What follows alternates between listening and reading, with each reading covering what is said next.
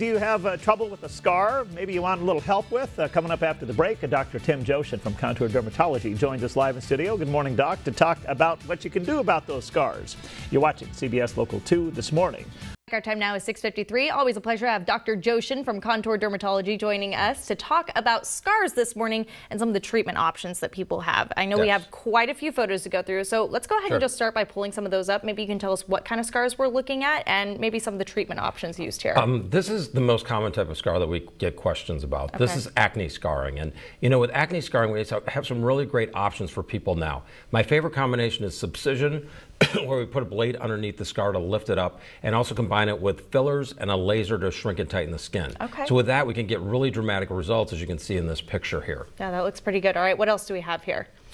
Here we have a traumatic injury, and it's not really showing on the right-hand side of the woman's face in the before picture. It was really wadded up because she had some injury to the face, and it left a huge fold, which you can't see at all in the before picture. But you can see sort of that raised bit there. In the after, all we did was we did a surgical excision to get rid of that flap of skin. So you could do a scar revision, which is basically cutting out the old scar and sewing it together and making it look a lot tighter and less noticeable. Yeah, I know we have a couple dramatic ones here. There's this one here. Sure. Here's another one. This is a recent one.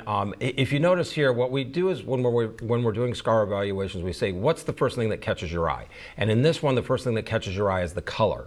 So what we did first was we got rid of the color by using lasers to diminish that redness.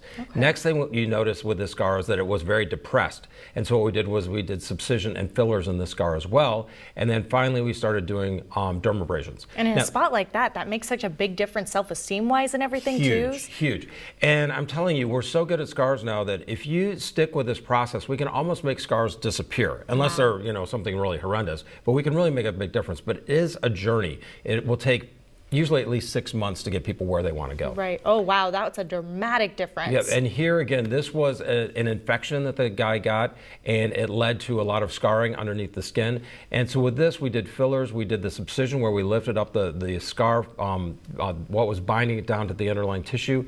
And then we did dermabrasion and lasers on top of it. And you can see, and this was multiple treatments. This was probably 6 to 8 months of treatments, but it disappeared, and he got his self-esteem back, and he actually got a girlfriend. That's fantastic. Well, good for him. See what a wonder the scar treatment can do. Always really good information. I think we're just about to run out of time. This one looks like this is probably, is this a scar from a pregnancy? This is stretch marks. Okay, and so if you use this thing called a dermapen, it's just a pinwheel that you run across scars. It can actually help to make them disappear as well. Very good. Always good information, always wonderful treatment options. Of course, if you're interested in learning more, you can always contact Dr. Jochen at Contour Dermatology.